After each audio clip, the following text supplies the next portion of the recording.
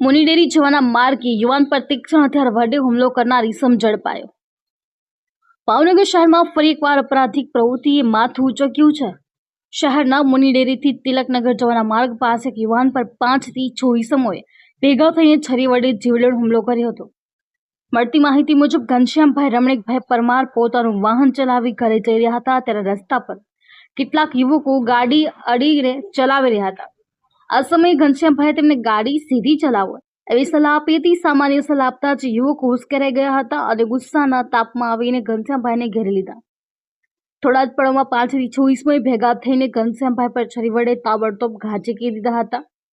હુમલાથી ઘનશ્યામભાઈને ગંભીર ઈજાઓ પહોંચી હતી। તરત જ તેમને સારવાર માટે હોસ્પિટલ ખાતે ખસેડાયા હતા। આ બનાવ અંગે ઘોઘારડ પોલીસ સ્ટેશનમાં ફરિયાદ દાખલ કરવામાં આવતા પોલીસે તાત્કાલિક ચુસ્ત કાર્યવાહી હાથ ધરી હતી।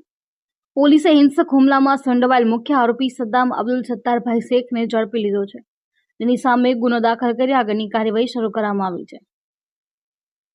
બાકીના સંડોવાયેલા આરોપીઓને પકડવા માટે ટીમો તૈનાત કરી દેવામાં આવી છે અને ઝડપથી તેમને કાનૂની કટઘરામાં લાવવાની કાર્યવાહી શરૂ કરવામાં આવી છે। આ બનાવથી વિસ્તારના લોકોમાં ભયનું વાતાવરણ જોવા મળી રહ્યું છે। સામાન્ય બોલાચાલી પર જીવલેણ હુમલો થવાની લોકોમાં ભારે ચકચાર મચી છે।